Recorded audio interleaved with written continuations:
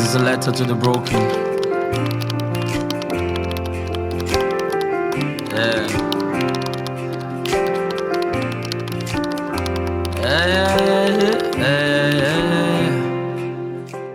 Are you depressed? Are you having suicidal thoughts? Are you at the point of giving up? Stick with me, Gloria Boatemaa Andoh, your host for My Story, My Message show, where victims share their stories to inspire you. Our guest today is Christian Owusu Abeyie, who is a photographer. Christian, you're welcome. Thank you. Wow. So can you describe yourself? Okay. So as you already know, I'm Christian. People call me Chris. Okay. I'm a photographer, a student of Ghana Telecom University. All right. I'm done. Okay. I'm currently doing my service at Parliament House. All right. Yeah, as an IT personnel. All right, that's good. Yeah, and Christian, I've actually engaged Christian. His pictures are on point. So Christian, let's go deep into discussion today on how everything started. How did you get to the stage of being depressed and to the extent that you wanted to give up? What happened? Can you give us the story behind all that? All right, thank you so much. So when my mom, I was staying with my mom. All right. To start with, my mom was my everything. Yeah. I didn't know my dad. When I was growing up, all I know was my dad died at an early age when I was a young boy. So I was living with my mom everywhere. We were living in Asante Mampo. That's where we were living. Yeah. So you go to a time my mom was sick. All of a sudden, I was around 8 years, 9 years. Yeah, she was very, very sick. Sickness keep on coming. And she was admitted at the hospital around 2008, 2009. Okay. She has been at the hospital for almost like 5 months, 6 months. And She was herself. Yeah. Okay. And I was the only person taking good care of her. There was no family member anywhere. I was the only person with her. Were you the only child? So my little brother was very small. Yeah, he was around 2 years old. Yeah, 3. Okay. Yeah, so I was the elderly one taking good care of her. So I was with her at the hospital for some time. And then I went out one time to go and buy something for her. And then I met my headmistress from school. And she was like, Christian, it's been a while you came to school. So this time around, I want to see you in school. So if any challenges or something, will you just be coming on Tuesdays? So I was like, oh, okay, then next week Tuesday, I'll try and come to school. Yeah. So I left home, and then I was going to tell my mom that headmistress said I should come to school, so I have to come and talk to her so that I can leave for school. And she was like, Kobe, don't go. My mom used to call me Kobe. So he was like, Kobe, don't go. I was like, oh, Mom, I'll be with you, so a long way to go for. I mean, at least if the headmistress has asked that you come. Everything will be fine. And Yeah. So it's like, I said, don't just be with me. So I was with her in the morning. I was like, okay, I'll stay. So I was eating with her, talking. And then doctors came around and they were like, I should excuse them. They are come to check my mom. So I should just excuse them. So I think they gave her an injection or something. And then I was at the back of where my mom was sleeping. She was sleeping close to a window. So I was just at the back of the window watching what was going on. So a few minutes, I realized they were covering my mom. Wow. Yeah. Sorry about that. They were covering my mom, and then a lot of people came around, and then they took my mom to the mortuary. Already then, they told me to go for some medicine from Kumasi to bring it to my mom. So I was just, I became so confused. Yeah. So straight from the hospital, I started I'm going to say that. removing my shirt. And then I was just walking by a highway. So let's say like in Accra from New Plant to Pokwase, the main road. Yeah.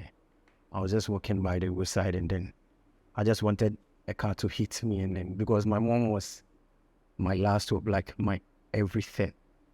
So it became very tough for me. All I just wanted was to take your life because you have lost a very important person in your life. Yeah. Wow. So what, after your mom's death and at the point where you wanted to take your life, how have you pulled through till now? Because now you're doing so well, you're a photographer, you've completed your education, because this is someone that you mentioned that you miss school and all that. How have you pulled through now, like since the time the incident happened? Yeah. So when everything was over, I mean, burying my mom, and family members sat down and they were like, they can't take good care of us. Yeah, family members were just saying, especially me, like I worry a lot, so they can't take good care of me. So I was just aimless, like I was just walking around as Antimambo. Everybody can testify to that. They know you. Yeah, they know me. Kobe. Yeah. So my life became some ways. I didn't know what I should do, but I was dead. And then one day, one of my auntie came to tell me that I have a grandma in Accra, and she said I should come and live with her. So I was like, oh, okay, that's fine. I mean, I think that was my second time coming to Accra. Okay. But when I was coming, like, I just came. Then she welcomed me. And when I came, she was around 80 years or 82 or something. Oh, wow. And then I lived with her till now. She's still. So your mom took you to school? Yeah. I mean, your grandmom. Yeah. Okay. So yes, your grandmom took you to school. Yeah. So I started class 5 from here. Oh, wow. Yeah. I started class 5. So how was it like in being in a class where you were older than all the kids and all that? I think it was sad. Were they teasing you? Yeah, they were teasing me a lot because I was not able to speak English.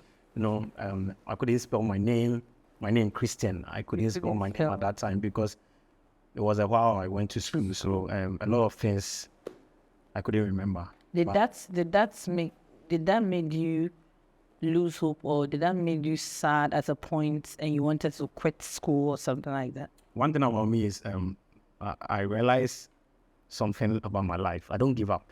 Okay. Yeah, so even though they were teasing me in class and everything, even when I come to church, you know, Accra people, they were speaking English at church, the kids, everybody. I could just sit down, I can sit down, you know, and as time goes on, I was just picking up. Yeah. Yeah, so I picked up and then. Yeah, I mean, it's from the story you shared. Yeah. You lost your mom, nobody took care of you at a point, and then your grandmom intervened, brought you to Accra, and now look at you, a photographer, you've completed school and all that. So it was good it didn't take your life.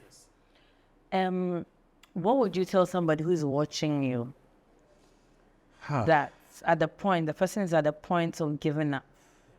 From the story you've shared, it's deep.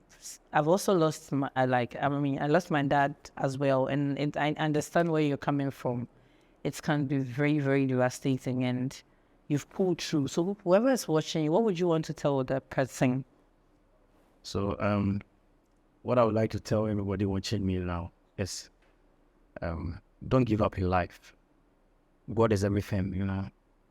I remember when I was growing up, my grandma used to say this, that enye nipa eneshe nipa ayerade eneshe nipa and like everything is God. Yes, because I took God seriously around that time that those things happened. Because me, even though I was not going to church, I didn't even know God at then. But now I know God, and then I know what God has done. Even when I started photography, a lot of challenges and everything, but now where God has brought me, then I believe that there is God. There's God. So I would advise anybody trying to take his life or a life that there's hope. Yeah. Yeah, there's hope. That's yes, bright. the future is bright. Whatever you have in you, don't even think about suicide, you know. Imagine if you are taking your life. Imagine, just imagine about that. I wouldn't put it to where I am now. So for you, grandma came through for you. That's a very, very, very powerful way. You know, sometimes we go through a lot. You've heard Chris' story, but he didn't give up. And at a point, God and grandma came through for him. I believe that everything happens for a purpose. And I'm so proud of you. Thank you. Thank you very much for coming. Thank you. All right. So as Chris said, it's only God. And I believe so. Because listening to his story, Grandma came through for him. And God also helped him and has come this far. He's a photographer. He's completed school. Look at all the challenges he had to go through. But he's come this far. And like he said, do not give up no matter what. I know sometimes it can be very, very tough when you lose somebody that you really, really, really love. But hey, do not give up. And remember, suicide is not an option. It is the last thing you should ever think of. Thank you for sharing your story to inspire others. Thank you. We are so grateful you came. And for you watching, suicide is not an option.